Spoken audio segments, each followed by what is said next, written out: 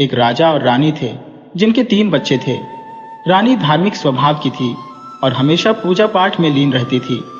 वो बहुत सती साध्वी महिला थी। एक रात जब राजा और रानी सो रहे थे, रानी को सपना आया।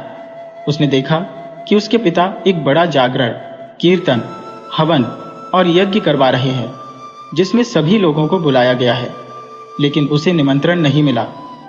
इस सपने से रानी की नींद खुल गई और वह तुरंत राजा से कहने लगी, राजा साहब, मैंने सपना देखा है कि मेरे पिताजी एक बहुत बड़ा हवन और कीर्तन करवा रहे हैं, लेकिन हमें बुलावा नहीं भेजा है। राजा ने उसे समझाते हुए कहा, रानी, ये बस एक सपना है। सपनों का कोई ठोस मतलब नहीं होता। हो सकता है कि वह सच में कुछ कर रहे हो, लेकिन अगर उन्होंने हमें बुलाया नहीं है तो हमें भी वहां नहीं जाना चाहिए। बिना बुलाए किसी के यहाँ जाना सही नहीं होता। पर रानी की जिद बढ़ती गई। नहीं, मेरे पिताजी के यहाँ इतना बड़ा आयोजन हो रहा है तो मैं तो जाऊंगी, आप भी मेरे साथ चलिए। राजा ने समझाया, मैं तुम्हें नहीं रोकूंगा, तुम जा सकती हो, लेकिन मैं बिना बुलावे के वहां नहीं जाऊंगा।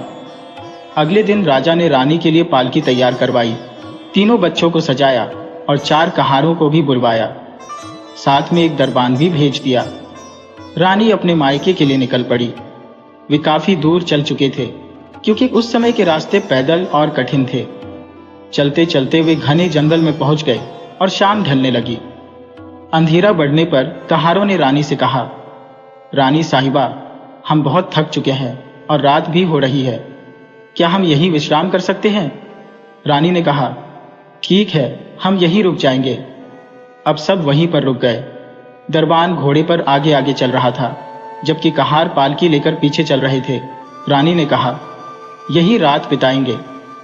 रानी, जो बहुत धार्मिक और सिद्ध महिला थी, माँ दुर्गा की बड़ी भक्त थी। वह हमेशा माँ दुर्गा से प्रार्थना करती थी और उनकी हर इच्छा पूरी होती थी। रानी ने माँ दुर्गा से प्रार्थना की, हे माँ, कृपा करके यहाँ 3 छोटे छोटे कमरे बना दो। एक कमरे में मैं और मेरे बच्चे रहेंगे, दूसरे में दरबान और तीसरे में कहार। माँ दुर्गा की कृपा से तुरंत 3 कमरे प्रकट हो गए। फिर रानी ने एक तालाब की प्रार्थना की ताकि वे पानी का काम भी कर सके। माँ की कृपा से एक छोटा तालाब भी बन गया। अब उन्होंने खाना बनाया, खाया और सोने चले गए। रात के समय दरबान की नीयत बदल गई। उसने सोचा, रानी को अपनी रानी बना लूंगा और दरबान और कहारों को मार दूंगा। उसके पास तलवार थी और वह रानी के कमरे के दरवाजे पर जाकर खटखटाने लगा। रानी ने पूछा, कौन है? दरबान ने कहा, रानी साहिबा, मैं दरबान हूं, दरवाजा खोलिए। दरबान की बेहूदगी और नीचता देखकर रानी का क्रोध 7वें आसमान पर पहुंच गया। उसने गुस्से में कहा, तुम्हारी ये जुर्रत, मुझसे इस तरह की बातें करने की हिम्मत कैसे हुई? लेकिन दरबान, जिसकी नीयत पहले से खराब थी, सोचा कि रानी एक औरत है, डर जाएगी और वह अपनी मनमानी कर लेगा। उसने ठान लिया कि अगर रानी उसकी बात नहीं मानेगी तो वह उसे और बच्चों को मारकर सबको यह कह देगा कि जंगल में कोई हिंसक जानवर उन्हें खा गया। रानी ने फिर साफ शब्दों में कहा, दरवाजा नहीं खुलेगा, तुम अपने कमरे में लौट जाओ, वरना राजा साहब से कहकर तुम्हें कड़ी सजा दिलवाऊंगी। लेकिन दरबान, जो अपनी नीचता पर उतारू था, जिद पर अड्डा रहा। अब वह धमकी देने लगा, रानी साहिबा, दरवाजा खोलो, नहीं तो मैं इसे तोड़ दूंगा। रानी ने दृढ़ता से जवाब दिया, तुम चाहे कुछ भी कर लो, दरवाजा नहीं खुलेगा। आखिरकार दरबान ने दरवाजे को जोर से धक्का मारा और वह टूट गया। वह अंदर घुस आया और रानी से कहा, मैं आज रात तुम्हारे साथ रहूंगा। रानी ने उसकी बेहूदगी को ठुकराते हुए कहा, ऐसा कभी नहीं हो सकता। मैं एक पतिव्रता नारी हूं और मेरी आस्था मेरी सबसे बड़ी ताकत है। यह सुनकर दरबान और क्रोधित हो गया। उसने रानी के बड़े बेटे को पकड़ लिया और धमकी दी, अगर तुमने मेरी बात नहीं मानी तो मैं तुम्हारे बेटे की गर्दन काट दूंगा। रानी ने शांत स्वर में कहा, तुम्हें जो करना है कर लो। दरबान ने निर्दयता से रानी के बड़े बेटे की गर्दन काट दी। रानी फिर भी अपने सत्यनिष्ठा पर अडिग रही और कहती रही, तुम चाहे जो भी करो, मैं अपने सिद्धांतों से नहीं डिगूंगी। दरबान ने धीरे धीरे करके रानी के तीनों बच्चों को मौत के घाट उतार दिया। अब रानी अकेली थी और सोच में डूब गई कि अब क्या किया जाए। तभी उसने एक योजना बनाई और कहा, ठीक है दरबान, मैं तुम्हारी बात मानने को तैयार हो, लेकिन पहले तुमने जो मेरे बच्चों का खून किया है उससे तुम्हारे कपड़े खून से लथपथ हो गए हैं। पहले जाओ, उन्हें साफ करके आओ और स्वच्छ होकर लौटो। दरबान यह सुनकर बहुत खुश हुआ और तालाब की ओर चल दिया ताकि अपने कपड़े साफ कर सके। जैसे ही दरबान तालाब की तरफ बढ़ा, रानी ने माँ दुर्गा से प्रार्थना की, हे माँ, जो तालाब आपने हमें अस्थायी रूप से प्रदान किया था, कृपया इसे अभी मिटा दीजिए और इस जगह को पहले जैसा बना दीजिए। माँ दुर्गा की कृपा से तालाब तुरंत गायब हो गया। दरबान इधर उधर तालाब को ढूंढता रहा, लेकिन उसे कहीं कुछ नहीं मिला। उसकी बेइंतहा चाहत अब और बेकाबू हो रही थी, लेकिन उसे कुछ समझ नहीं आया। फिर रानी ने धरती माता से प्रार्थना की, हे धरती माता, अगर मैं सत्यनिष्ठ हूँ और मेरे संकल्प सच्चे हैं तो कृपया मेरी रक्षा कीजिए और मेरे बच्चों को अपनी गोद में समेट लीजिए। तुरंत ही धरती फट गई और रानी ने अपने तीनों बच्चों के शवों को धरती माता की गोद में सौंप दिया। उसने माँ दुर्गा से कहा, जब मैं अपने बच्चों को मांगूंगी तब मुझे यह लौट आ जाए। इसके बाद रानी जंगल से भाग निकली। रानी के जाते ही जो 3 कमरे माया से बने थे वे भी गायब हो गए और जंगल पहले जैसा हो गया।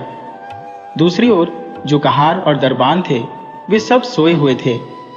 दरबान अब तक पानी की तलाश में भटक रहा था। सुबह होने पर कहारों की आंख खुली और उन्होंने देखा कि आसपास कोई कमरे नहीं है, बस वे जमीन पर पड़े हुए हैं। उन्होंने जब दरबान को देखा तो उसके कपड़े खून से सने हुए थे। उन्होंने उससे पूछा, रानी साहिबा और बच्चे कहाँ हैं? दरबान ने अपनी बनावटी कहानी सुनाते हुए कहा, रानी साहिबा तो कहीं चली गई है और बच्चों को कोई जंगली जानवर खा गया। उन्हें बचाने की कोशिश में मेरे कपड़े भी खून से सन गए हैं। यह सुनकर कहार चौंक गए और सोचने लगे कि अब राजा से कैसे सामना होगा। उन्होंने तय किया कि पहले रानी के मायके जाए, जहां वह हो सकती है। रानी भागते भागते बहुत दूर निकल गई और फिर शाम होने लगी। रानी जंगल में भटकते भटकते थक चुकी थी। चलते चलते उसे एक गडरिया दिखाई दिया जो भेड़ बकरियां चरा रहा था और पास में ही उसकी एक छोटी सी झोपड़ी थी। रानी ने थकी मांदी हालत में गडरिये से विनती की, क्या मैं आज रात आपकी झोपड़ी में रुक सकती हो? गडरिया बोला, तुमने मुझे भाई कहा है, इस नाते तुम मेरी धर्म बहन हो, तुम जरूर मेरी झोपड़ी में रात बिता सकती हो। गडरिया बाहर आ गया और रानी ने झोपड़ी में रात बिताई। सुबह होते ही रानी उठी और जाते वक्त उसने गडरिये से कहा, भैया, ये कुछ गहने हैं, इन्हें तुम रख लो। गडरिया बोला, नहीं बहन, तुमने मुझे धर्म का भाई माना है, मैं ये गहने नहीं ले सकता। लेकिन रानी ने जोर देकर कहा, इन्हें अपनी पत्नी के लिए रख लो, ये मेरा आभार है। गडरिये ने मना करते हुए कहा, बहन, मैं तुम्हारा ऋणी हूं, लेकिन ये गहने रखना मेरे लिए उचित नहीं। रानी ने फिर जोर दिया और आखिरकार गडरिया गहने लेने के लिए तैयार हुआ। इसके बाद रानी फिर अपने सफर पर निकल पड़ी। रास्ते में एक तेज बहाव वाली नदी आई। रानी ने देखा कि किनारे पर एक नाव लगी हुई है और एक केवट वहां बैठा था। उसके पास कुछ देने के लिए कुछ नहीं था, लेकिन वह फिर भी हिम्मत करके केवट से बोली, केवट भैया, मुझे इस नदी के पार पहुंचा दो। केवट बोला, बहन, जब तुमने मुझे भैया कहा है तो तुम मेरी बहन हो गई हो, मैं तुम्हें अवश्य नदी पार करा दूंगा। केवट ने रानी को सुरक्षित नदी पार पहुंचा दिया। पार पहुंचने के बाद रानी ने केवट से कहा, भैया, अगर मैं तुमसे कुछ मांगू तो क्या तुम मुझे दोगे? केवट ने जवाब दिया, बहन, तुमने मुझे धर्म का भाई माना है, मेरी जान भी मांगोगी तो दे दूंगा। रानी बोली, भैया, मुझे अपने कपड़े दे दो, धोती, कुर्ता और गमछा। केवट ने हैरानी से पूछा, बहन, तुम ये क्यों मांग रही हो? रानी ने कहा, मुझे इन्हीं की जरूरत है। केवट ने बिना कुछ कहे अपनी धोती, कुर्ता और गमछा दे दिए। रानी ने पेड़ के पीछे जाकर अपने कपड़े बदले और मर्दाना भेष बना लिया। उसने अपनी साड़ी और गहने केवट को दिए और कहा, ये अपनी पत्नी को दे देना। केवट ने मना किया, लेकिन रानी के जिद करने पर वह मान गया।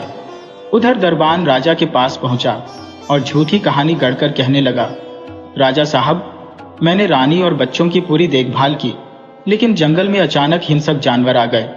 वे बच्चों को खा गए और रानी पता नहीं कहां चली गई। ये सुनकर राजा बहुत दुखी हुआ। उसे पछतावा हुआ कि उसने रानी को जाने से मना किया था, लेकिन उसने नहीं माना। अब राजा दरबान को लेकर रानी के मायके की ओर चल पड़ा। उधर रानी ने मर्दाना भेष में अपने पिता के गांव की ओर रुख किया। गांव में लोग इकट्ठा थे और कोई बड़ा आयोजन हो रहा था। रानी भी उन लोगों के बीच जाकर बैठ गई। वहां कीर्तन की तैयारी हो रही थी। रानी ने देखा कि गडरिया और केवट भी वहां आ गए थे और राजा भी दरबान के साथ वहां पहुंचा था। रानी ने अपना भेष ऐसा बना रखा था कि कोई उसे पहचान नहीं पा रहा था। तभी वहां घोषणा हुई कि जो भी कोई दिलचस्प कहानी सुनाएगा उसे अच्छा इनाम दिया जाएगा। रानी ने कहा, मैं एक कहानी सुनाती हूँ, लेकिन बीच में कोई मुझे टोकेगा नहीं, वरना मैं कहानी अधूरी छोड़ दूंगी। सभी ने हामी भर दी और कहा, तुम बेफिक्र होकर अपनी कहानी सुनाओ। रानी ने कहानी शुरू की। एक नगर में एक राजा रहता था जो बहुत दयालु और परोपकारी था। उसकी पत्नी जो पतिव्रता थी, ईश्वर की असीम कृपा से संपन्न थी। उसकी हर मन्नत पूरी हो जाती थी। एक रात राजा और रानी सोए हुए थे जब रानी ने सपना देखा कि उसके पिता एक बड़ा यज्ञ कर रहे हैं, लेकिन उन्होंने अपनी बेटी को निमंत्रण नहीं भेजा। राजा रानी के सपने को सुनकर अचंभित हो गया, लेकिन उसने कहा, मुझे विश्वास है कि तुम्हारे पिता ने यह अनजाने में किया होगा।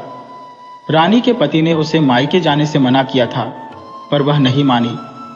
जब उसके पिता को यह एहसास हुआ कि उन्होंने अपनी बेटी को न्योता नहीं भेजा, तब उन्होंने सभी को बुलाया और सफाई दी कि यह जानबूझकर नहीं हुआ। रानी ने सभी को चेताया था कि कोई उसकी कहानी सुनते समय बीच में टोकेगा नहीं, पर राजा बीच में बोल उठा, तुम्हारे पति ने ठीक कहा था, बिना बुलाए नहीं जाना चाहिए। सुनकर सभी बोले, राजा साहब कृपया शांत रहें और पूरी कहानी सुने। रानी ने कहा, देखा, मैंने कहा था ना कि कोई बीच में बोलेगा नहीं। राजा चुप हो गया और रानी ने अपनी कहानी फिर से शुरू की। उसने बताया, जब रानी ने अपने पति से अपने सपने के बारे में बताया तो पति ने उसे समझाया कि बिना बुलाए जाना अनुचित होगा, लेकिन रानी जिद पर अड़ी रही। राजा ने हार मानते हुए कहा, तुम्हें जाना है तो जाओ, लेकिन मैं नहीं आऊंगा, क्योंकि बिना निमंत्रण के जाने से अपमान होता है। राजा की बात को सुनकर रानी ने उसकी अनसुनी की और मायके जाने का निर्णय किया। राजा ने उसे पालकी और दरबान के साथ भेज दिया। वे रास्ते में जंगल पहुंचे और रात हुई। रानी का ठहरने का इंतजाम हुआ, पर दरबान की नीयत बदल गई। रात में दरबान ने रानी के तीनों बच्चों की हत्या कर दी। ये सुनकर सभा में खड़े दरबान के पैरों तले जमीन खिसक गई। वह खून से सने कपड़ों के साथ यहां वहां भागने लगा, लेकिन कोई जगह नहीं मिली जहां वह अपने अपराध को छुपा सके। सैनिकों ने उसे पकड़ लिया। उन्होंने पूछा, कहां भाग रहे हो? दरबान घबराते हुए बोला, रानी के बच्चों को हिंसक जानवर खा गए। रानी भी गायब हो गई। सैनिक बोले, अगर यह सच है तो तुम भाग क्यों रहे हो? दरबान डरते हुए बोला, नहीं नहीं, मैं नहीं भाग रहा था। रानी ने आगे कहानी सुनाई। जब दरबान ने मेरे बच्चों को मार दिया तो मैंने अपनी इज्जत बचाने के लिए वहां से भागने का फैसला किया। भागते भागते रात के अंधेरे में मुझे एक गडरिया मिला जो भेड़ बकरियां चरा रहा था। मैंने उससे शरण मांगी और उसने मुझे बहन मानकर रात बिताने की जगह दी। यह सुनकर गडरिया जो भीड़ में खड़ा था बोला, अरे ये तो मेरे साथ हुआ है। मैं वही गडरिया हूँ और आज अपनी पत्नी के कहने पर वे गहने लौटाने आया हूँ। मेरी बीवी ने कहा था कि अगर गहने वापस नहीं लाए तो मुझे बुरा हाल करेगी। रानी ने कहा, देखो तुमने फिर टोका, अब आगे मत टोकना। भीड़ चुप हो गई और रानी ने आगे कहा, रात के बाद मैंने अपना सफर फिर शुरू किया और रास्ते में एक नदी आई। वहां केवट मिला जिसने मुझे नदी पार कराने की पेशकश की। मैंने केवट से उसके कपड़े मांगे और उसने अपनी धोती, कुर्ता और गमछा मुझे दे दिए। मैंने अपनी साड़ी और गहने उसे दे दिए। भीड़ में खड़ा केवट बोला, हाँ ये तो मेरे साथ ही हुआ था। ये वही गहने हैं और मैंने इन्हें अपनी पत्नी को देने का वादा किया था। रानी के मर्दाना भेष को पहचानने के बाद सब हैरान रह गए कि यह तो वही रानी थी। तब राजा ने दरबान को पकड़वाया और उसे फांसी की सजा का हुक्म दिया। दरबान को सजा दी गई और राजा ने गडरिया और केवट को अपने राज्य में ऊंचे पद और खूब सारी दौलत देकर विदा किया। राजा रानी को वापस राजमहल ले आया। जहां रानी ने धरती माता से प्रार्थना की, हे धरती माता, मेरे बच्चों को मुझे लौटा दो। तभी धरती फटी और तीनों बच्चे जीवित हो गए। रानी ने अपनी उंगली चीरकर खून की बूंदें बच्चों पर छिड़की और वे उठते हुए बोले, माँ, आज तो हमने खूब लंबी नींद ली। रानी मुस्कुराते हुए बोली, नहीं बेटा, तुम सोए नहीं थे, ये ईश्वर की कृपा थी। राजा अपनी पत्नी की इस शक्ति और सच्चाई पर गर्व से भर गया। उन्होंने माता की पूजा करवाई, हवन और भंडारे का आयोजन किया। उनके राज्य में खुशहाली लौट आई और राजा अब रानी पर आंख मूंद कर भरोसा करने लगे। रानी ने हर विपदा को सच्चाई और साहस के साथ पार किया। उसने अपनी इज्जत और अपने बच्चों की रक्षा की और कभी भी गलत के सामने झुकी नहीं। यही एक सच्ची नारी की पहचान होती है, कठिन से कठिन परिस्थिति में भी सत्य के पथ पर अडिग रहना। भीड़ ने एक स्वर में माता रानी की जयकार की और कहानी खत्म होते ही सबने रानी की हिम्मत और साहस की सराहना की।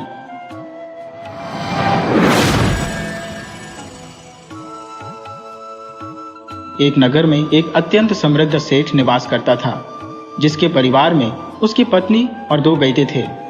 उनका जीवन सुख और संपन्नता से परिपूर्ण था।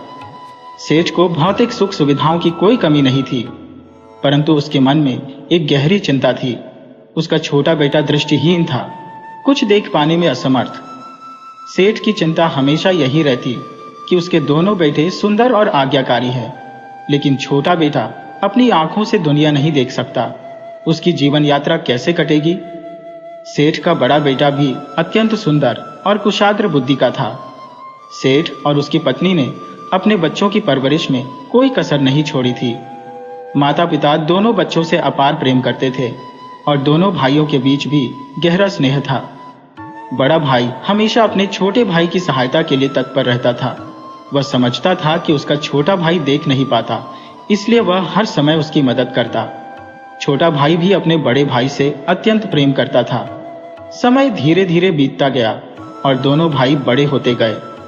बड़ा बेटा पढ़ लिख कर एक सफल व्यापारी बन गया, जबकि छोटा बेटा अपनी दृष्टिहीनता के कारण अपने माता पिता पर निर्भर था। हालांकि छोटे बेटे के पास एक विशेष गुण था, उसकी वाणी में देवी सरस्वती का वास था। वह भक्ति में तल्लीन रहता और भगवान भोलेनाथ का अनन्य भक्त था। गांव के मंदिर में वह नियमित रूप से भजन कीर्तन और भगवान की कथा का आयोजन करता। उसकी मधुर वाणी लोगों के हृदयों को छू जाती और लोग उसकी बातों में खो जाते थे। समय के साथ सेठ की पत्नी बीमार रहने लगी। उसकी बीमारी दिन प्रतिदिन बढ़ती गई और उसे अपने पुत्रों की चिंता सताने लगी। उसने सेठ से कहा, अब हमारे बच्चे जवान हो चुके हैं, मुझे नहीं पता कब भगवान के घर से बुलावा आ जाए। मेरी तबीयत लगातार बिगड़ रही है, इसलिए तुम बड़े बेटे की शादी कर दो ताकि घर में बहू आ जाए और गृहस्थी संभाल ले। सेठ को अपनी पत्नी की बात सही लगी और उसने बड़े बेटे के लिए उपयुक्त रिश्ता तलाशना शुरू कर दिया। जल्द ही एक लड़की पसंद आई और बड़े बेटे का विवाह कर दिया गया। नई बहू घर में आई और सास ससुर का बहुत ख्याल रखने लगी। समय पर खाना बनाना, घर की सफाई करना और बीमार सास की सेवा करना, ये सब वह निष्ठा से करती थी। सास को अब यह विश्वास हो गया था कि वह बिना चिंता के इस संसार से विदा हो सकती है। एक दिन उसकी मृत्यु हो गई और सेठ अकेला रह गया। सेठ को अपनी पत्नी के जाने के बाद घर में एक अजीब सी खलिश महसूस होती थी। उसने अपनी बहू से कहा, बेटी, मेरे 2 बेटे हैं। बड़ा बेटा तुम्हारा पति है, लेकिन छोटा बेटा जो आंखों से देख नहीं सकता, उसका भी ध्यान रखना। परंतु बहू ऊपर से जो दिखती थी वह अंदर से बिल्कुल अलग थी। वह छोटे बेटे को पसंद नहीं करती थी। उसके मन में यह भावना थी कि उसकी ससुराल में उसे अपने देवर की दृष्टिहीनता के कारण शर्मिंदगी का सामना करना पड़ता है। सेठ के जीवित रहते हुए वह कुछ कह नहीं पाती थी, क्योंकि घर की सारी जिम्मेदारी, धन दौलत का हिसाब किताब सब सेठ के हाथ में था। लेकिन अंदर ही अंदर वह छोटे बेटे से खफा रहती थी। समय बीतता गया और सेठ भी बीमार पड़ने लगा। उसने अपने बड़े बेटे को बुलाकर कहा, बेटा, मेरा समय भी निकट आ रहा है। मुझसे वादा करो कि मेरे जाने के बाद तुम अपने भाई का ध्यान रखोगे। इस दुनिया में उसके लिए तुम ही हो, क्योंकि वह देख नहीं सकता और हर चीज के लिए तुम पर निर्भर है। बड़े बेटे ने पिता से वचन दिया कि वह अपने भाई का पूरा ख्याल रखेगा। कुछ ही दिनों में सेठ की मृत्यु हो गई और छोटा बेटा बिल्कुल अकेला हो गया। परंतु बड़ा भाई उसे बहुत प्रेम करता था, उसकी हर जरूरत का ख्याल रखता और अपनी पत्नी से भी कहता था कि भाई के लिए सब कुछ ध्यान से करना। लेकिन अब बहू को किसी का डर नहीं था। वह अब काम के दौरान अपने देवर को ताने मारती, ये मेरी जिंदगी पर बोझ बन गया है, इसे और कब तक झेलूंगी। पति के सामने वह कुछ नहीं कहती, लेकिन पीठ पीछे देवर को अपमानित करती। छोटा भाई यह सब चुपचाप सहता और अपने बड़े भाई से कुछ नहीं कहता, क्योंकि वह जानता था कि अगर उसने कुछ कहा तो भाई को यह लगेगा कि वह उसकी पत्नी पर झूठे आरोप लगा रहा है। जब बड़ा भाई काम पर जाता तो छोटा भाई उससे कहता, भैया मुझे मंदिर छोड़ देना। भाई यह सोचकर कि वह अकेला है और माँ बाप अब नहीं है, उसे मंदिर छोड़ आता। वहां वह भगवान की पूजा और भजन कीर्तन में लीन हो जाता। लोग उसकी वाणी से इतनी मिठास और दर्द महसूस करते कि वे उसकी भक्ति में खो जाते।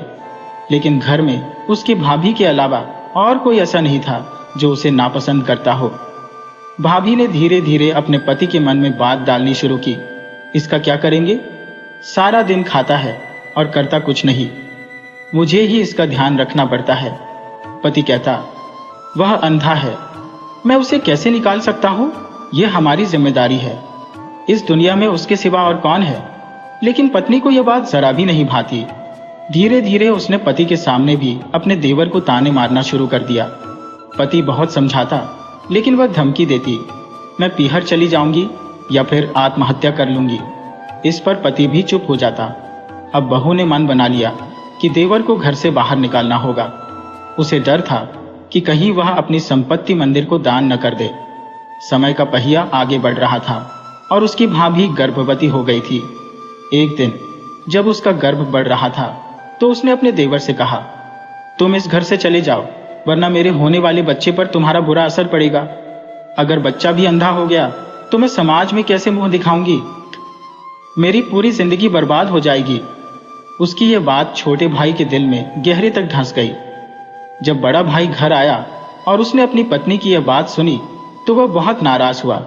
उसने पत्नी को डांटते हुए कहा, तुम यह सब मेरे भाई से कैसे कह सकती हो। पत्नी धमकाते हुए बोली, अगर तुमने मेरी बात नहीं मानी तो मैं कुएं में कूदकर जान दे दूंगी और अपने बच्चे की भी हत्या कर दूंगी। यह सुनकर उसका अंधा देवर बोला, भाभी मुझे कहीं जाने की जरूरत नहीं है, मैं खुद ही घर छोड़ दूंगा, आप शांत रहे, मैं ही घर में बोझ हूं। छोटे भाई ने बड़े भाई से कहा, भैया तुम मुझे मंदिर पर छोड़ दो, वहीं मैं रह लूंगा। भाभी यह सुनकर फिर ताने मारने लगी, मंदिर पर जाकर हमारी इज्जत मिट्टी में मिलानी है, गांव के लोग क्या कहेंगे कि हम उसे घर में नहीं रख पाए। छोटे भाई ने बड़े भाई से आग्रह किया, भैया मुझे गांव से दूर जंगल में छोड़ आओ, वहां मैं एक कुटिया में रहूंगा। यह सुनकर बड़े भाई का दिल भर आया। वह अपने भाई से लिपट कर रो पड़ा और कहा, मैंने बाबूजी से वादा किया था कि तुम्हारा ध्यान रखूंगा, तुम्हें कैसे छोड़ दूं, तुम्हारे बिना मेरा कौन है। छोटे भाई ने समझाया, भैया अगर मेरी वजह से घर में झगड़े हो रहे हैं तो मैं जंगल में रह लूंगा। मंदिर में भीड़ बढ़ती जा रही है और मैं चाहता हूं कि तुम्हारी शांति बनी रहे। जब तुम्हारा दिल चाहे मुझसे मिलने आ जाना। आखिरकार बड़े भाई ने छोटे भाई की बात मान ली। वह उसे जंगल में एक सुनसान जगह ले गया, जहां उसने एक कुटिया बनाई और पास ही एक मंदिर भी बनवा दिया। पानी के लिए एक कुआं खुदवाया और उसकी सारी जरूरतें पूरी करने का इंतजाम किया। खाने का प्रबंध भी किया, जो हर रोज घर से भेजा जाता था। अब छोटे भाई का समय जंगल में कटने लगा। वह जंगल में अपने भजन कीर्तन और आरती में लीन रहता था। धीरे धीरे उसकी भक्ति और भजनों में इतनी मिठास और दर्द बढ़ने लगे कि खुद भगवान शिव और माता पार्वती भी मानव रूप में उसकी कथा सुनने आने लगे। उसके पास हमेशा लोग जुटे रहते और उसकी भक्ति में लीन हो जाते। एक दिन जब नौकर खाना लेकर आया तो उसने देखा कि छोटे भाई के पास भक्तों की भीड़ लगी है और वह भजन गा रहा है। नौकर ने बड़े भाई से कहा, भैया आपका छोटा भाई तो बहुत खुश है, उसे हर वक्त लोग घेर कर रखते हैं और उसकी आरती सुनने लोग दूर दूर से आते हैं, उसे तो समय का पता भी नहीं चलता। भाई की खुशहाली देखकर उसे दिलासा मिला कि उसका छोटा भाई जंगल में भी प्रसन्न है। लेकिन उसकी छोटी भाभी जो अंधी देवर की भाभी थी, उससे यह बर्दाश्त नहीं हुआ। उसे यह बात बहुत खलने लगी कि उसका देवर जंगल में भी आराम से रह रहा है। वह तो यह चाहती थी कि अगर देवर जंगल में गया तो कोई जंगली जानवर उसे मारकर खा जाएगा और उसके जीवन की सबसे बड़ी रुकावट हट जाएगी। लेकिन उसका षड्यंत्र उल्टा पड़ गया और देवर का जीवन जंगल में और भी सुखमय हो गया। अब भाभी ने फिर से अपना दिमाग चलाया। एक दिन उसने अपने पति से कहा, मुझे भी देव जी से मिलने का बहुत मन कर रहा है। कई दिन हो गए हैं मैंने देवर जी से मुलाकात नहीं की। मैं जाकर उनसे मिलूंगी। यह सुनकर उसका पति बहुत खुश हो गया। उसे लगा कि शायद उसकी पत्नी की समझदारी लौट रही है और वह धीरे धीरे सब कुछ सही कर देगी। वह मन ही मन सोचने लगा कि शायद एक दिन वह अपने भाई को वापस घर ला सकेगा। इसलिए उसने खुशी से कहा, जाओ मिलाओ। भाभी ने कहा, आज मैं अपने हाथों से उनके लिए स्वादिष्ट पकवान बनाकर ले जाऊंगी। उसने देवर की पसंद के अनुसार सारी चीजें तैयार की। पति को पता नहीं था कि उसकी पत्नी के मन में क्या चाल चल रही है। भाभी के मन में एक घातक योजना थी। वह उन पकवानों में जहर मिला रही थी ताकि देवर वही खाकर मर जाए। वह जब जंगल पहुंची तो देखा कि देवर के पास कुछ लोग बैठे हुए हैं। भाभी को यह देख जलन महसूस हुई, लेकिन उसने अपने चेहरे पर कोई भाव नहीं आने दिया। वह मुस्कुराकर बोली, देवर जी, आज मैं तुम्हारे लिए अपने हाथों से खाना बनाकर लाई हूं। बहुत दिनों से तुमसे मिल नहीं पाई थी, इसलिए सोचा कि आज मिल ही आऊं। यह सुनकर देवर बहुत खुश हुआ। उसने अपनी भाभी के पैर छुए और पास में बैठ गया। भाभी ने ममता से कहा, आज मैं तुम्हें अपने हाथों से खाना खिलाऊंगी। उसने सोचा कि अगर उसने खाना रख दिया और देवर ने नहीं खाया तो उसका षड्यंत्र विफल हो जाएगा। इसलिए उसने जिद की कि वह खुद अपने हाथों से उसे खाना खिलाएगी। देवर अपनी भावनाओं में बह गया। उसने सोचा, भाभी तो मां समान होती है, और उसने उनके हाथ से खाना शुरू कर दिया। लेकिन खाने से पहले देवर ने कहा, भाभी, पहले मुझे भोलेनाथ का भोग लगाना है। मैं बिना भोग लगाए अन्न का एक दाना भी नहीं खा सकता। उसने पकवान में से थोड़ा हिस्सा भोलेनाथ को अर्पित कर दिया। शिवजी, जिन्हें नीलकंठ के नाम से जाना जाता है, विष को अपने गले में समाहित कर लेते हैं। उन्होंने वह विषयुक्त भोजन ग्रहण कर लिया और देवर ने बचे हुए भोजन को खुशी खुशी खा लिया। भाभी ने मन ही मन सोचा कि अब कुछ ही देर में देवर की मौत हो जाएगी और यह खबर जल्द ही घर पहुंच जाएगी। वह कुटिल मुस्कान के साथ वहां से लौट गई। जब वह घर पहुंची तो बहुत संतुष्ट लग रही थी। उसका पति जब घर आया तो उसकी खुशी देखकर पूछा, आज इतनी खुश क्यों लग रही हो? भाभी बोली, मैं आज अपने देवर से मिलकर आई हूं और उसे अपने हाथों से खाना खिलाया है। पति को उसकी इस बात पर कोई शक नहीं हुआ, क्योंकि वह नहीं जानता था कि उसकी पत्नी किस घातक योजना के साथ लौटी है। उस अंधी देवर के साथ कुछ नहीं हुआ, क्योंकि वह तो महादेव का परम भक्त था। भगवान शिव अपने भक्तों के हर कष्ट को स्वयं ही ग्रहण कर लेते हैं। यही उसके साथ भी हुआ। उधर उसकी भाभी बेसब्री से इंतजार कर रही थी कि जब नौकर खाना देने जाएगा तो वह यह खबर लाएगा कि देवर की मृत्यु हो चुकी है। लेकिन जब नौकर लौटा तो उसने बताया कि जंगल में भजन कीर्तन चल रहा था और वहां पहले से भी अधिक लोग जुटे थे। ये सुनकर नौकर भी कथा सुनने बैठ गया और जब घर लौटा तो वह बहुत प्रसन्न था। उसने बताया, बहुत सुंदर कथा हो रही थी, बड़े लोग बैठे थे और भैया खुद भजन सुना रहे थे। ये सुनते ही भाभी हैरान रह गई। क्या, वो खुद भजन सुना रहे थे? पति ने भी आश्चर्य से पूछा, क्यों? इसमें हैरानी की क्या बात है? वह तो हर दिन यही करता है, भगवान की भक्ति में लीन रहता है, उसे तो कुछ नहीं हो सकता। भाभी चुप रह गई। मन में सोचने लगी कि शायद उसने जहर की मात्रा कम मिलाई होगी, तभी उसका असर नहीं हुआ। भाभी ने तय किया कि जल्दबाजी में फिर से कोई कदम उठाना सही नहीं होगा, इसलिए उसने कुछ दिनों तक इंतजार करने का सोचा। उसने सोचा, अगर मैं जल्दी से दोबारा वहां गई तो कहीं ऐसा ना हो कि मेरे पति उसे जंगल से घर ले आए और फिर उसे यहां रहने के लिए कहे। यह तो मेरे लिए और भी समस्या खड़ी कर देगा। वह अपने अगले षड्यंत्र की तैयारी करने लगी और इस बीच उसका प्रसव का समय भी आ गया। कुछ ही समय में उसने एक सुंदर पुत्र को जन्म दिया। बेटे के जन्म से वह अत्यंत प्रसन्न हो गई और पूरी तरह से उसकी देखभाल में व्यस्त हो गई। धीरे धीरे 6 महीने बीत गए, लेकिन एक बार फिर उसे अपने अंधी देवर से जलन होने लगी। उसे यह डर सताने लगा कि कहीं देवर अपनी संपत्ति में हिस्सा न मान ले। उसने सोचा, अगर ऐसा हुआ तो आधी संपत्ति मुझे छोड़नी पड़ेगी। इस विचार से उसकी जलन और बढ़ गई और उसने देवर को रास्ते से हटाने की ठान ली। इस बार उसने अपने पति से कहा, जब से बेटा हुआ है मैं देवर जी से मिलने नहीं गई हूं। आज मेरा मन है कि मैं उनसे मिलकर आऊं। पति ने सहर्ष अनुमति दे दी। जाओ, मिल आओ। भाभी ने कहा, मैं खाली हाथ नहीं जाऊंगी।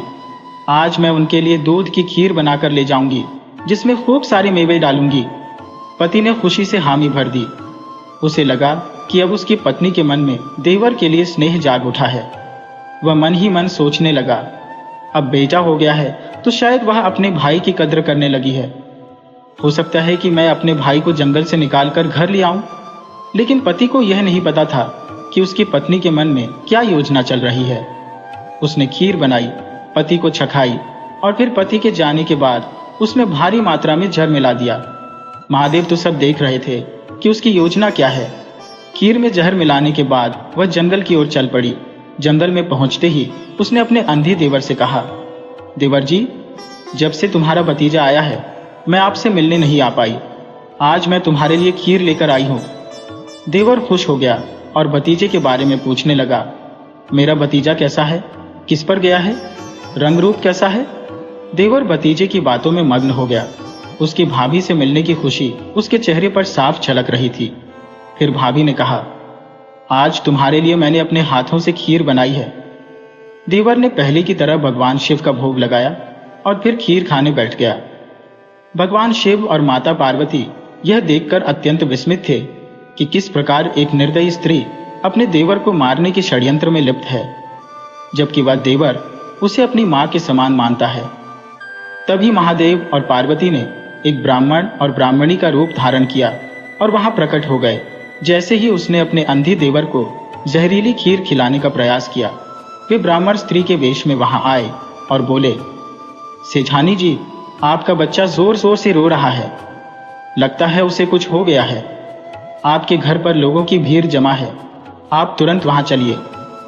यह सुनते ही वह स्त्री, जिसने अभी तक अपने देवर को खीर नहीं खिलाई थी, घबराकर कटोरा वहीं फेंककर उल्टे पांव घर की ओर भाग खड़ी हुई। जब वह घर पहुंची तो उसने देखा कि सचमुच वहां भीड़ इकट्ठी थी। वह दौड़कर अपने बच्चे के पास गई और देखा कि बच्चा निःशब्द पड़ा है। उसके मुंह से झाग निकल रहे थे और उसका शरीर नीला पड़ चुका था। यह देखकर वह फूट फूट कर रोने लगी। ये मेरे बच्चे को क्या हो गया? अभी थोड़ी देर पहले तो इसे सही सलामत छोड़कर आई थी, अब अचानक इसे क्या हो गया?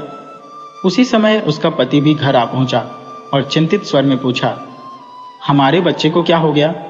किसी को कुछ समझ में नहीं आ रहा था। तभी वह स्त्री गुस्से में आकर अपने अंधे देवर को कोसने लगी। यह सब उस अंधी की वजह से हुआ है। अगर मैं उसे खाना देने न जाती तो मेरा बच्चा भूख से तड़प कर न मरा होता, लेकिन तुम तो यही चाहते हो। उसके पति ने उसे शांत करते हुए कहा, इसमें मेरे भाई का क्या दोष है? तुमने बच्चे को साथ क्यों नहीं लिया? लेकिन यदि बच्चा भूख से मरा होता तो उसके मुंह से झाग क्यों निकलते? फिर वह स्त्री चुप हो गई, क्योंकि उसे एहसास हो गया था कि बच्चा वही खीर खा चुका था जो वह देवर के लिए लाई थी।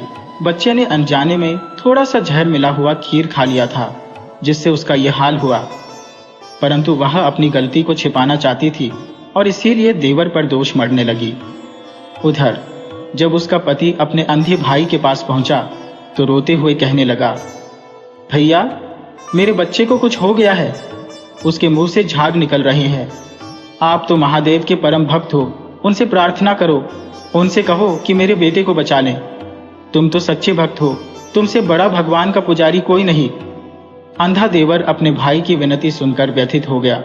उसने कहा, मैं भगवान से प्रार्थना करता हूं कि हमारे घर का चिराग बुझने न दे। यदि भगवान की कृपा हुई तो सब ठीक हो जाएगा। वह तुरंत भजन कीर्तन में लग गया। जोर जोर से ढोल बजाने लगा और भगवान का भजन गाने लगा। उसने इतने जोर से गाया कि उसका गला दर्द से भर आया, लेकिन वह रुका नहीं। ढोल बजाते बजाते उसके हाथों से खून तक निकल आया, पर उसकी भक्ति में कोई कमी नहीं आई। उसका यह समर्पण देखकर भगवान शिव साक्षात वहां प्रकट हुए और बोले, पुत्र, तुम्हारी भक्ति ने हमें बहुत प्रसन्न किया है। बताओ, तुम्हें क्या वरदान चाहिए? भक्त ने उत्तर दिया, बाबा, मुझे कुछ नहीं चाहिए, बस मेरे भाई के घर का चिराग बचा लो। मेरे भतीजे को जीवन दान दो। मेरी भाभी मुझ पर दोष लगा रही है। यदि मेरे भतीजे को कुछ हो गया तो मेरे भाई का वंश समाप्त हो जाएगा। बाबा, मुझे यही आशीर्वाद चाहिए कि मेरे भतीजे की जान बच जाए। भगवान शिव ने कहा, तुम्हारा पुत्र स्वस्थ हो जाएगा। यह कहकर वे अंतर्ध्यान हो गए। तभी उसका बड़ा भाई आया और बोला, भैया, बच्चे ने फिर से सांस लेना शुरू कर दिया है। ये सुनते ही वह भगवान की स्तुति करने लगा। तभी उसके भाई की नजर उस खीर पर पड़ी जिसे उसकी पत्नी अंधे देवर को खिलाने के लिए लाई थी। उन्होंने देखा कि एक कुत्ता, जिसने शायद थोड़ी खीर खा ली थी, मरा पड़ा है। उसके मुंह से भी झाग निकल रहे थे, बिल्कुल वैसे ही जैसे बच्चे के मुंह से निकल रहे थे। तभी उसने अपने अंधे भाई से पूछा, क्या तुमने ये खीर खाई थी? भाई ने जवाब दिया, नहीं, भाभी मुझे खिलाने वाली थी, लेकिन गांव से एक औरत और आदमी आए और कहने लगे कि मेरे बच्चे की हालत खराब हो गई है। भाभी खीर का कटोरा फेंककर घर भाग गई, तो मैंने खीर नहीं खाई। यह सुनकर उसने खीर का कटोरा उठाया और देखा कि कटोरा नीला पड़ चुका था और खीर भी झर से नीली हो गई थी। उस कुत्ते का मुंह झर से भरा हुआ था। अब उसका बड़ा भाई समझ गया कि यह सब उसकी पत्नी ने अंधी देवर को मारने के लिए किया है। वह चुपचाप अपने अंधे भाई को लेकर घर वापस आया और अपनी पत्नी को गुस्से में पुकारा। पत्नी बाहर आई और खुशी से बोली, देखो, हमारा बच्चा ठीक हो गया है। पति ने तीखे स्वर में कहा, तूने यह खीर बनाई थी ना? यह सुनकर उसकी पत्नी सकपका गई, क्योंकि सच्चाई सामने आ चुकी थी। वह कुछ भी बोल नहीं पाई। उसका पति गुस्से में बोला, तू मेरे भाई को मारकर अपना घर बसाना चाहती थी, तभी तो भगवान ने तुझे इतनी बुरी सजा दी कि तेरे अपने बच्चे की जान चली गई। लेकिन यह मेरे भाई की दुआओं का असर है कि आज वह फिर से जीवित है। उसने पत्नी की ओर देखा और कहा, इस अंधे भाई ने तेरे साथ क्या बुरा किया है? यह अंधा है, लेकिन इसमें इसका क्या दोष? इतने में महादेव और पार्वती वहां प्रकट हुए और बोले, इसकी भक्ति इतनी सच्ची है कि हम हर दिन इसकी कथा सुनने आते हैं। हम सारे देवता इसकी भक्ति से प्रसन्न है। फिर महादेव ने आशीर्वाद दिया, जिससे अंधे भाई की आंखों की रोशनी लौट आई। भाभी ने भगवान से क्षमा मांगी।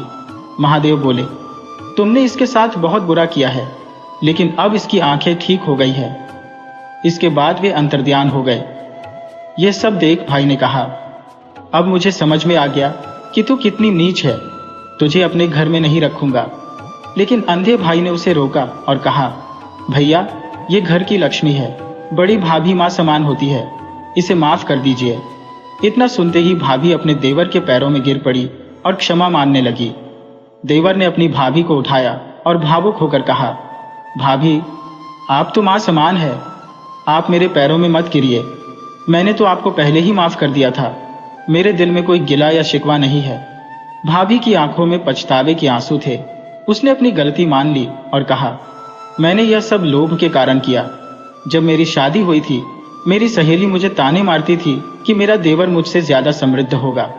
उस समय मैंने कुछ नहीं कहा, लेकिन धीरे धीरे मुझे इस बात का एहसास हुआ कि अगर मेरे देवर को कुछ हो गया तो उसकी सारी संपत्ति हमारे पास ही रहेगी। इसी लालच ने मुझे इस नीच कार्य के लिए प्रेरित किया। उसका पति गुस्से से भरा हुआ था, लेकिन अंधे देवर ने समझाया, भैया, इसने जो कुछ भी किया वह लालच में आकर किया। अब इसे अपनी गलती का एहसास हो गया है और इसका हृदय शुद्ध हो गया है। अब यह कभी ऐसा काम नहीं करेगी। उसके पति ने भी धीरे धीरे उसे माफ कर दिया और उनका जीवन सुखपूर्वक चलने लगा। कुछ समय बाद एक अच्छी लड़की से अंधे देवर का विवाह भी हो गया, क्योंकि अब उसकी आंखें ठीक हो गई थी और वह पूरे नगर में सबका प्रिय हो गया था। हर कोई अपनी बेटी का रिश्ता उसके साथ जोड़ना चाहता था। इस प्रकार उनका जीवन आनंद से व्यतीत होने लगा।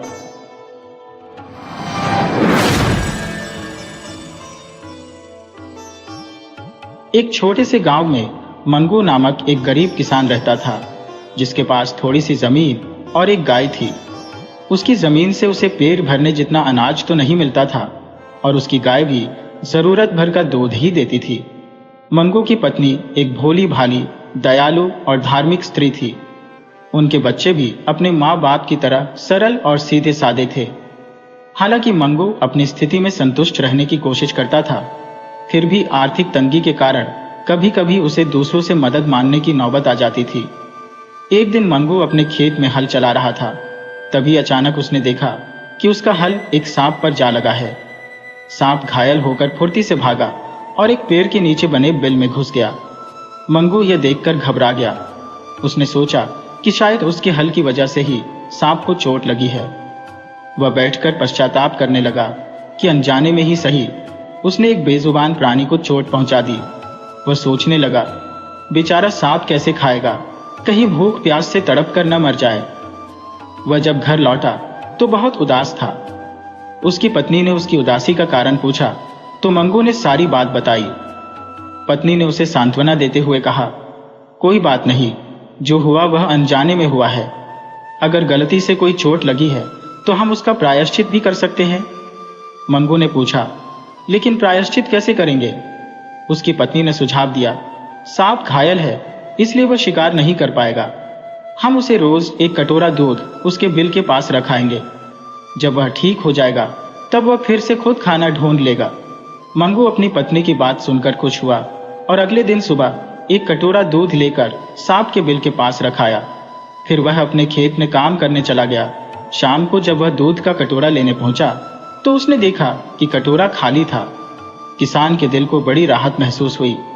उसने सोचा, कहीं ये दूध कोई और तो नहीं पी गया? अगर सांप ने पिया है तो ठीक है, वरना मुझे बड़ी निराशा होगी, क्योंकि बेचारा सांप बहुत घायल है। न जाने वह ठीक हुआ है या नहीं, चल फिर भी सकता है या नहीं। ये विचार उसके मन में उमड़ते रहे। अगले दिन जब किसान फिर से दूध लेकर सांप के बिल के पास पहुंचा तो उसने कटोरा रख दिया और पास ही एक पेड़ के पीछे छिप गया। वह देखना चाहता था कि दूध सांप पीता है या कोई और। कुछ देर बाद सांप बिल से बाहर आया। उसने कटोरे में दूध देखा और चुपचाप सारा दूध पी गया। फिर वापस अपने बिल में चला गया। किसान के दिल को असीम शांति मिली। उसे लगा कि उसकी गलती का प्रायश्चित हो रहा है। अब किसान हर रोज यही करता। कुछ दिन बीत गए। एक दिन जब किसान दोपहर में दूध का कटोरा लेने पहुंचा तो वह चौंक गया। कटोरे में एक स्वर्ण मुद्रा, सोने का सिक्का रखी थी। उसने इधर उधर देखा, लेकिन वहां कोई नहीं था। किसान वह स्वर्ण मुद्रा लेकर घर गया और अपनी पत्नी को सारी बात बताई। पत्नी ने कहा, स्वामी, ये तो नाग देवता का आशीर्वाद है, इसे स्वीकार कर लीजिए। इसके बाद किसान रोज दूध रखता और बदले में उसे एक स्वर्ण मुद्रा मिलती। कुछ ही समय में उसकी गरीबी दूर हो गई। उसने अपनी जमीन बढ़ा ली, दुकान खोल ली और कई जानवर भी खरीद लिए। उसकी बदली हुई स्थिति से गांव के लोग हैरान थे। कोई समझ नहीं पा रहा था कि एक गरीब किसान की किस्मत अचानक कैसे बदल गई। एक दिन किसान की ससुराल में शादी थी और सबको निमंत्रण मिला था। किसान ने अपनी पत्नी से कहा, तुम और बच्चे शादी में चले जाओ, मैं यहाँ का काम संभाल लूंगा। नाग देवता को दूध पिलाने की जिम्मेदारी भी तो हमारी है। पत्नी ने कहा, स्वामी, चिंता मत करो, मैंने अपनी पड़ोसन से बात कर ली है, वह 2-3 दिन के लिए सारा काम देख लेगी। किसान ने पत्नी की बात मान ली और पड़ोसी को सब समझाकर घर से चला गया। पड़ोसी का नाम दयाराम था। किसान द्वारा बताए अनुसार दयाराम और उसकी पत्नी ने किसान के घर के काम संभाल लिए। सुबह सुबह दयाराम दूध का कटोरा लेकर उस पेड़ के नीचे पहुंचा जहां सांप का बिल था और वहां कटोरा रखकर वह घर लौट आया। शाम को जब वह कटोरा लेने गया तो उसकी आंखें आश्चर्य से फैल गईं। कटोरे में एक स्वर्ण मुद्रा रखी थी। दयाराम तुरंत समझ गया कि किसान की बदलती किस्मत का राज क्या है। लालच उसके मन में घर कर गया। उसने घर आकर अपनी पत्नी को यह बात बताई। दोनों ने मिलकर यह ठान लिया कि वे यह देखेंगे कि यह स्वर्ण मुद्रा आखिर आती कहां से है। अगले दिन सुबह सुबह दोनों सांप के बिल के पास गए, वहां दूध रखा और छिपकर देखने लगे। सांप थोड़ी देर में अपने बिल से बाहर निकला और उसने कटोरे का दूध पी लिया। कुछ समय बाद सांप फिर से बिल के अंदर चला गया और वापसी में एक स्वर्ण मुद्रा, सोने का सिक्का, कटोरे में डालकर फिर से अपने बिल में चला गया। ये देखकर दयाराम के मन में लालच का जर भर गया। उसने अपनी पत्नी से कहा, किसान कुछ ही दिनों में वापस आ जाएगा, फिर यह सोने की मुद्रा हमें नहीं मिलेगी। क्यों ना हम अभी इस बिल को खोदकर सारी स्वर्ण मुद्राएं निकाल लें। दोनों इस योजना पर सहमत हो गए। दयाराम अपने घर गया और फावड़ा और कुदाल लेकर लौट आया। रात के अंधेरे में पति पत्नी ने मिलकर बिल खोदना शुरू किया। उन्होंने पास में एक दीपक जलाकर रख लिया। कुछ ही देर में जब खुदाई तेज हुई तो सांप बिल से बाहर आ गया और बहुत गुस्से में था। वह सीधे दयाराम पर झपटा, लेकिन उसकी पत्नी ने फुर्ती से सांप के सिर पर डंडा मारने की कोशिश की, मगर सांप अपनी तेजी से बच गया। सांप की फुंकार सुनते ही उसके साथी नाग और नागिन, जो पास की झाड़ियों में छिपे हुए थे, बाहर निकल आए। उन्होंने मिलकर दयाराम को डस लिया। मिनटों में ही दयाराम की हालत बिगड़ गई और उसके मुंह से झाग निकलने लगा। उसकी पत्नी यह सब देखकर डर गई और तेजी से गांव की ओर भागी। उसने गांव वालों को बुलाया, लेकिन जब तक मदद पहुंची, दयाराम की मृत्यु हो चुकी थी। दयाराम की पत्नी अब मंगू किसान को दोष देने लगी। वह चीख चीख कर कहने लगी, मंगू किसान की वजह से ही मेरे पति की जान गई है। उसी की भलाई का यह नतीजा निकला है कि हमारा घर उजड़ गया। उसने जानबूझकर हमें धोखा दिया। हमें तो पता ही नहीं था कि उस बिल में सांप रहता है। मंगू ने हमें सिर्फ यह कहा था कि कटोरे में दूध रख दिया करो। उसकी चालाकी ने मेरे पति की जान ले ली। गांव के लोग भी मंगू किसान को बुरा भला कहने लगे। लोग आसपास के सपेरों को बुलाकर लाए, लेकिन कोई भी दयाराम को बचा नहीं सका। उसी समय मंगू किसान शादी से लौटकर आया। गांव में भीड़ देखकर उसने पूछा, क्या हुआ? गांव वाले उस पर और उसकी पत्नी पर चिल्लाने लगे। दयाराम को मरा देखकर मंगू और उसकी पत्नी को बहुत बड़ा झटका लगा। वे कभी सोच भी नहीं सकते थे कि उनकी भलाई का ऐसा अंजाम होगा। मंगू को अपनी गलती पर गहरा पछतावा हुआ। उसने एक दूध से भरा कटोरा, धूप, दीप और फूल लेकर नाग देवता के बिल के पास जाकर प्रार्थना शुरू की। हे नाग देवता, मुझ पर लगे इस कलंक को दूर कीजिए। आप तो जानते हैं कि यह गलती अनजाने में हुई थी। हम दोनों अपनी गलती मानते हैं और उसका प्रायश्चित करने के लिए तैयार है। जो भी आप कहेंगे हम वैसा ही करेंगे, पर हमारे सिर से यह कलंक हटा लीजिए। गांव वाले हमें दोषी मान रहे हैं और सोच रहे हैं कि दयाराम की मौत हमारी वजह से हुई है। हम इस कलंक के साथ नहीं जी सकते। मंगू और उसकी पत्नी दोनों बहुत सीधे सादे लोग थे। वे किसी तरह की चालाकी से दूर थे, लेकिन दयाराम की पत्नी बहुत चालाक और कपटी थी। फिर भी मंगू किसान लगातार नाग देवता से क्षमा मांगता रहा। जब मंगू किसान और उसकी पत्नी की भावुक पुकार नाग देवता तक पहुंची, तो नाग देवता ने अपने भक्तों की ऐसी दयनीय हालत देखकर उन पर दया की। नागराज अपने पूरे परिवार के साथ बिल से बाहर आ गया। उसी समय सपेरे भी आ गए और बीन बजाने लगे ताकि नागराज को खुश कर सके। नागराज ने अपनी दिव्य शक्तियों से दयाराम के मृत शरीर में प्रवेश किया। सपेरे भी उनकी पूजा अर्चना में जुट गए और नागराज ने उन्हें प्रसन्न होकर सबके सवालों के जवाब देना शुरू किया। नागराज ने गांव वालों को पूरी सच्चाई बताई कि दयाराम ने लालच के चलते उनके बिल को खोदने की कोशिश की और जान लेने की कोशिश की। इसी कारण मजबूर होकर नागों ने दयाराम को डस लिया। उन्होंने साफ कहा कि इस घटना में मंगू किसान की कोई गलती नहीं थी। सारा दोष तो दयाराम और उसकी पत्नी का था, जिन्होंने अपने लालच में आकर यह अनर्थ किया। मंगू किसान हाथ जोड़कर नागराज के सामने घुटनों के बल बैठ गया और विनती करने लगा, हे नागराज, मैं आपसे क्षमा चाहता हूँ। इन लोगों की गलती के लिए माफी मांगता हूँ। कृपा करके इन्हें जीवन दान दे। अगर आप इन्हें माफ करेंगे तो मैं आपके सम्मान में एक मंदिर बनवाऊंगा और सारी उम्र आपकी पूजा अर्चना करूंगा। गांव वाले, जो अब सच्चाई जान चुके थे, मंगू की बातों का समर्थन करने लगे और दयाराम की जान की भीख मांगने लगे। सबकी प्रार्थना से नागराज का गुस्सा शांत हो गया। उन्होंने अपनी शक्तियों से दयाराम के शरीर से जहर खींच लिया और देखते ही देखते दयाराम फिर से जीवित हो गया। जब दयाराम ने सामने नागराज और उनके परिवार को देखा तो वह शर्म से गड़ गया। उसकी पत्नी भी लज्जित हो गई, यह सोचते हुए कि वह कैसे मंगू किसान पर झूठा इल्जाम लगा रही थी। दयाराम और उसकी पत्नी ने सबके सामने नागराज से माफी मांगी। नागराज ने मंगू किसान के आग्रह पर उन्हें माफ कर दिया। दयाराम की पत्नी ने नागराज से वचन लिया कि अब से वह और उसका पति उस मंदिर की देखभाल और साफ सफाई की जिम्मेदारी लेंगे। ताकि वे अपनी गलतियों का प्रायश्चित कर सकें। गांव के लोग खुशी से नाग देवता के जयकारे लगाने लगे। नागराज ने गांव को आशीर्वाद देकर विदा ली। फिर गांव वालों और मंगू किसान ने मिलकर गांव में नागराज का एक भव्य मंदिर बनवाया। मंदिर बनने के बाद रोज लोग वहां पूजा करने आने लगे। हर साल नाग पंचमी के दिन वहां विशाल मेला लगने लगा और उस गांव की खुशहाली चारों ओर फैल गई। लोग दूर दूर से नाग देवता का आशीर्वाद लेने के लिए आने लगे। नाग देवता की कृपा से मंगू किसान की सारी मनोकामनाएं पूरी हो गईं और उनका जीवन बदल गया।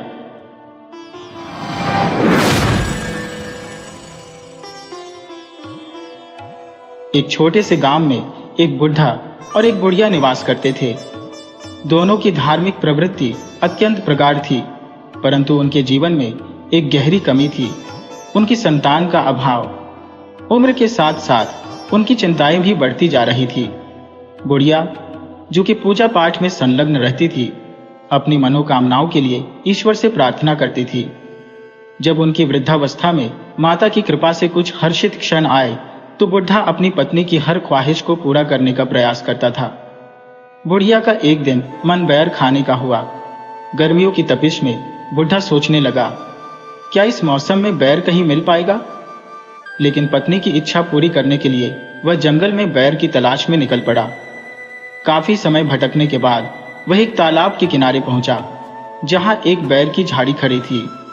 जैसे ही उसने कुछ बेर तोड़ने का प्रयास किया, अचानक तालाब के किनारे से एक विशाल मगरमच्छ प्रकट हुआ। मगरमच्छ ने अपनी भीषण सांसों से बूढ़े को अपनी ओर खींच लिया। जब वह मगरमच्छ के मुंह में समा गया तो मगरमच्छ ने कहा, आज तुम्हारी किस्मत खत्म हो गई। बूढ़ा बचाव के लिए विनती करने लगा, मेरी पत्नी गर्भवती है और हमारी उम्र के साथ हमें संतान सुख की आवश्यकता है, कृपया मुझे मत खाओ। मगरमच्छ ने कहा, ठीक है, मैं तुम्हें छोड़ सकता हूं।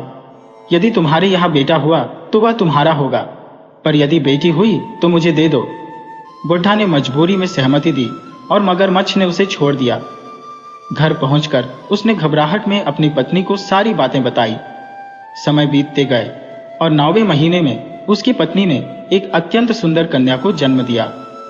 वह कन्या न केवल रूपवती थी बल्कि गुणों से भी परिपूर्ण थी। कन्या बड़ी होने लगी और बुढ़ा अपनी बेटी के भविष्य के बारे में चिंता करने लगा।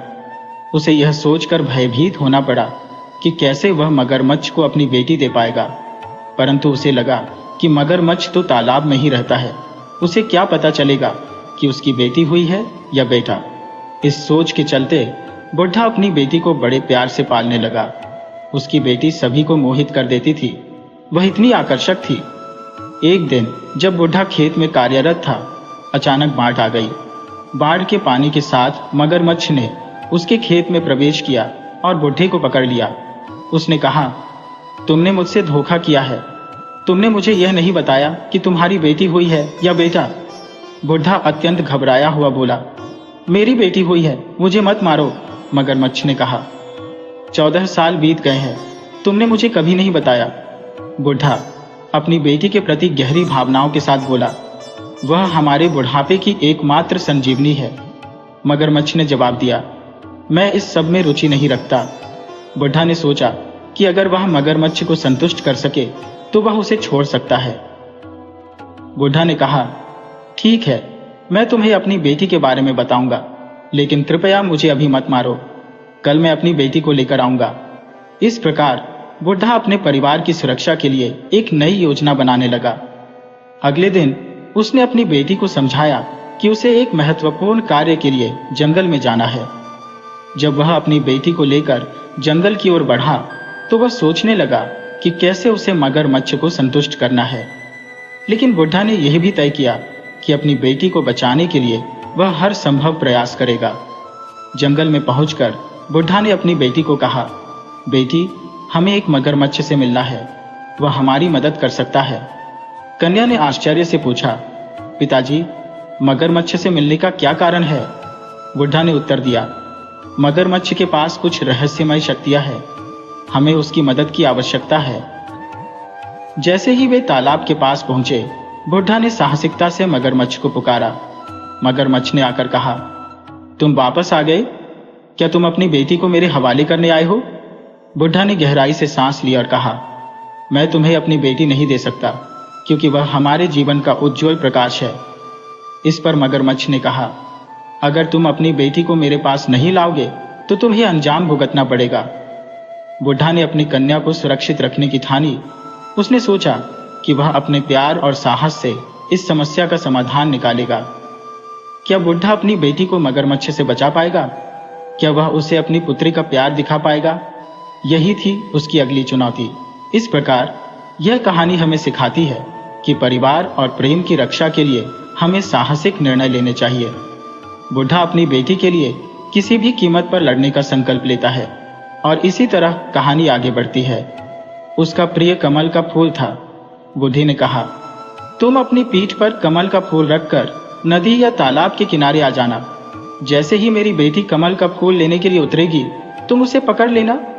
मगरमच्छ ने स्वीकार किया, लेकिन चेतावनी दी, यदि इस बार तुमने धोखा दिया तो मैं तुम्हारे पूरे परिवार को निगल जाऊंगा। बुढ़ा भयभीत होकर घर लौटा और चिंता में एक कोने में बैठकर फूट फूट कर रोने लगा। बुढ़िया ने देखा कि उसका पति परेशान है तो उसने पूछा, क्या हुआ? बुढ़ा ने कहा, कुछ नहीं, परंतु उसकी पत्नी ने कहा, सच्ची बात बताओ। अंततः बुढ़ा ने सारी सच्चाई बता दी। जब तुमने मुझे बेर लेने के लिए जंगल भेजा था, तब मैंने मगरमच्छ से अपनी जान बचाने का वादा किया था, लेकिन आज वही मगरमच्छ फिर आ गया है और उसने मेरी बेटी को मनवाया है। बुढ़िया ने कहा, अब जो तुमने उससे वादा किया है वह तो पूरा करना पड़ेगा। उनकी बेटी बहुत ही संस्कारी और गुणवान थी, माता रानी की भक्त थी। उसने अपनी बेटी से कहा, कल तुम अपने मामा के घर जाओगी। ननिहाल जाने की बात सुनकर बेटी बहुत खुश हुई। बच्चे तो हमेशा ननिहाल जाने के लिए उतावले होते हैं। बुढ़ा अपनी बेटी को लेकर जंगल के रास्ते पर चल पड़ा। चलते चलते वे तालाब के किनारे पहुंचे। बुढ़ा बोला, बेटी तुम यहाँ बैठो, मैं तुम्हारे लिए कुछ खाने पीने का इंतजाम करता हूँ। लेकिन उस समय लड़की को भूख प्यास लगने लगी। उसने अपने पिता को कहा, मैं यहाँ बैठकर तुम्हारा इंतजार करूंगी। जैसे ही वह बैठी, उसने देखा कि तालाब में एक सुंदर कमल का फूल खिला है। उसके मन में आया, इस कमल का फूल तो बहुत प्यारा है। वह पानी में घुटने तक गई और देखा कि कमल का फूल धीरे धीरे पीछे हट रहा है। उसने जोर से चिल्लाते हुए कहा, बाबा, कमल का फूल पीछे जा रहा है। लेकिन उसके बाबा को सुनने वाला कोई नहीं था। फूल के पीछे हटने पर वह और आगे बढ़ी, फिर चिल्लाई, कमल का फूल, पानी गर्दन तक आ रहा है। उसने जितना चिल्लाया, उसका बाप उसे सुनने नहीं आया। अब उसे समझ आ गया कि उसके बाबा उसे छोड़कर जा चुके हैं। तभी तालाब से मगरमच्छ निकला। उस खूबसूरत कन्या को देखकर वह घबरा गई। मगरमच्छ ने उसे अपने जबड़े में भर लिया और तालाब के दूसरी पार एक गुफा में ले जाकर डाल दिया। मगरमच्छ ने उसे खाने का मन त्याग दिया, क्योंकि वह बहुत सुंदर थी। अब मगरमच्छ जो तालाब में रहता था, उसके पास जो भी व्यक्ति आता वह उन्हें खा जाता। जो कुछ भी उनके पास गहने या कपड़े होते वह सब गुफा में डाल देता। धीरे धीरे लोग उस जगह आना बंद कर दिए, क्योंकि उन्हें पता चला था कि वहां एक आदमखोर मगरमच्छ रहता है। समय बीतता गया और कन्या गुफा में पड़ी रही।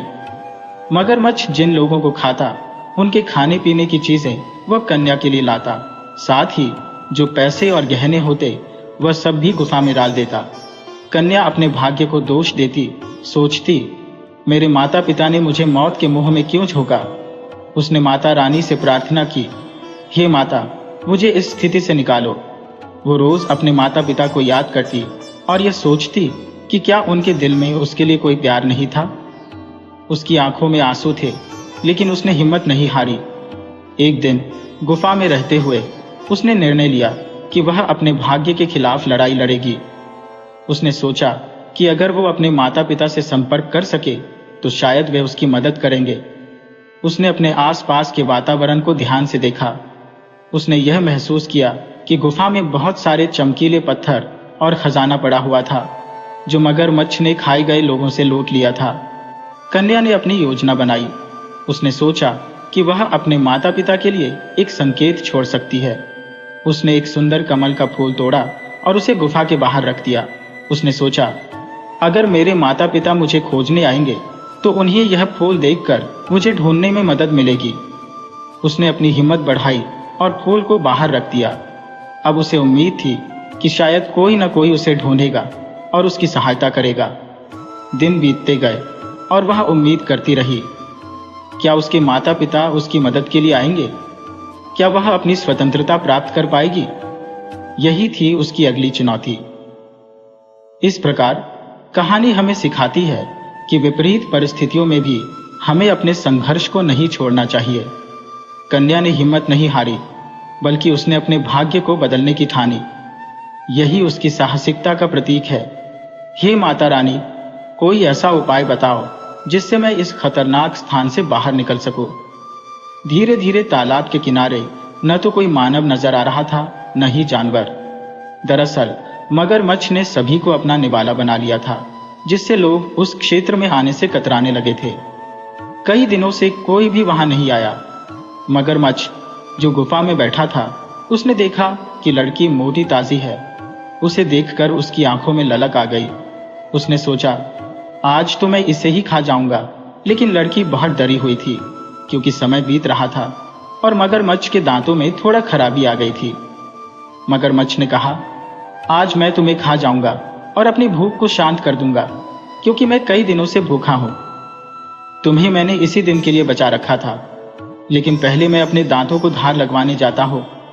जैसे ही मगरमच्छ अपने दांतों को धार देने के लिए बाहर गया, लड़की ने साहस जुटाया। उसने वहां पर इकट्ठा की गई सभी धन दौलत, गहने, जेवर और अन्य वस्तुएं इकट्ठा की। उसने कुछ मिट्टी और कीचड़ अपने चेहरे पर लपेट लिया ताकि वह छिप सके। फिर उसने माता रानी का नाम लेकर वहां से भागने का साहस किया। गुफा छोड़कर जंगल की ओर भागते हुए अचानक उसे एक शेर की दहाड़ सुनाई दी। यह सुनकर वह बहुत घबरा गई और सोचने लगी, आसमान से गिरी तो खजूर पर आ टपकी। वह मगरमच्छ से तो बच गई, लेकिन अब शेर से कैसे बचेगी?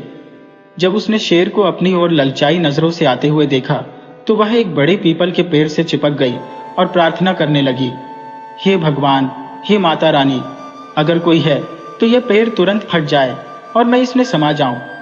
अचानक पेड़ फट गया और वह लड़की उसके तने के अंदर चली गई। यह सब एक अद्भुत चमत्कार था और वह उस पेड़ के अंदर रहने लगी।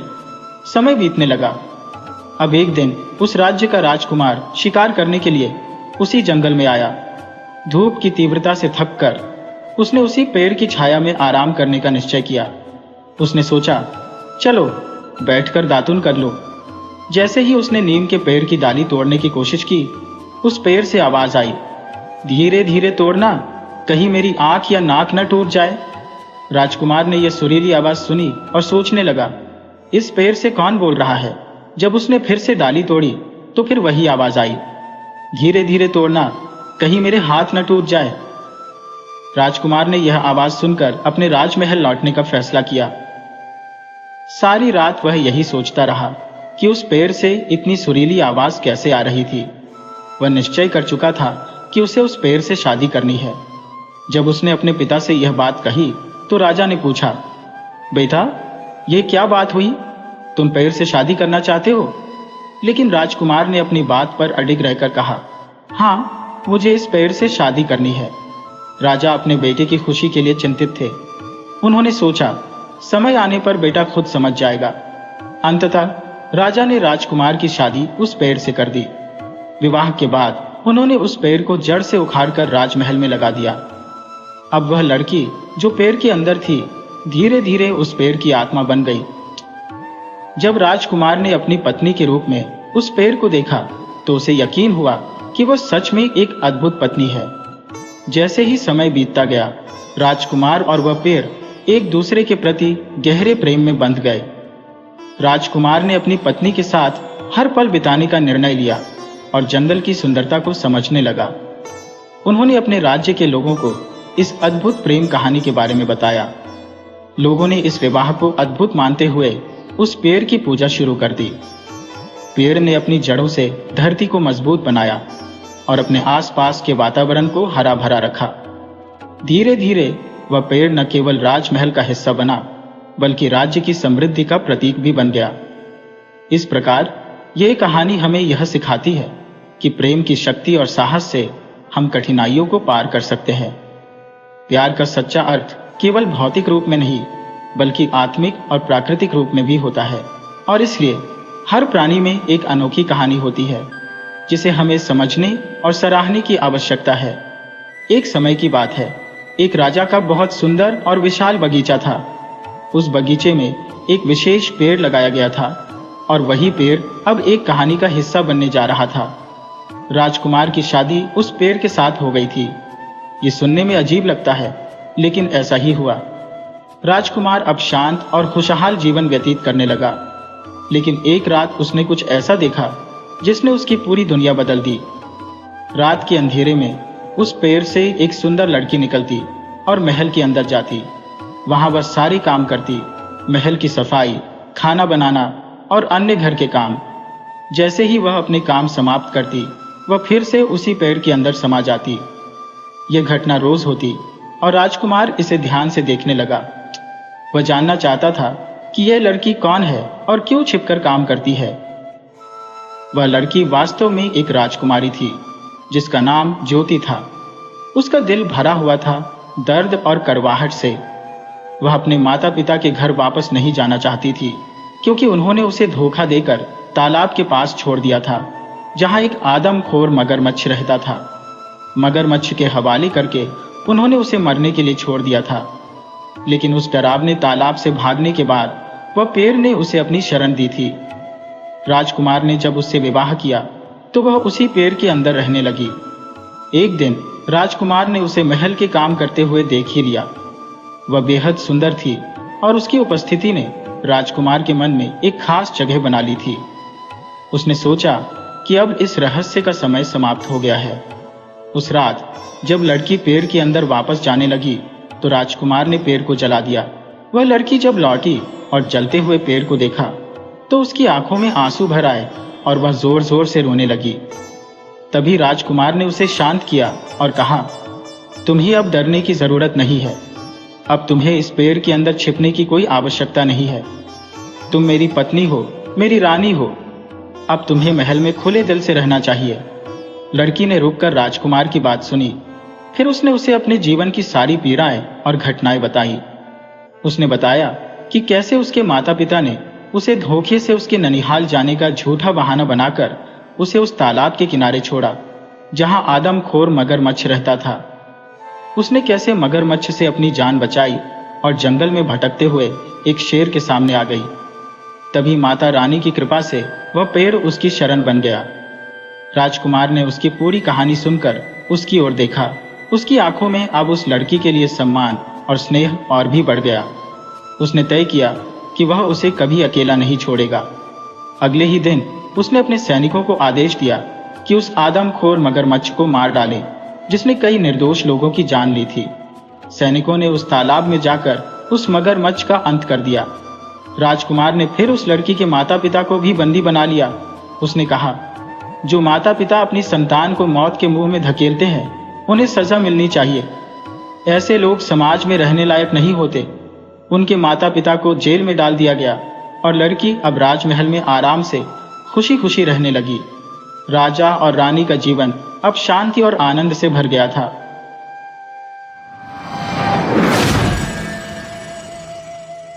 वीडियो अच्छी लगे हो तो इसे लाइक करें और ऐसी ही मज़ेदार कहानियों के लिए चैनल को सब्सक्राइब करें और बेल आइकन दबाएं। ज़्यादा से ज़्यादा अपने दोस्तों को शेयर करें। धन्यवाद।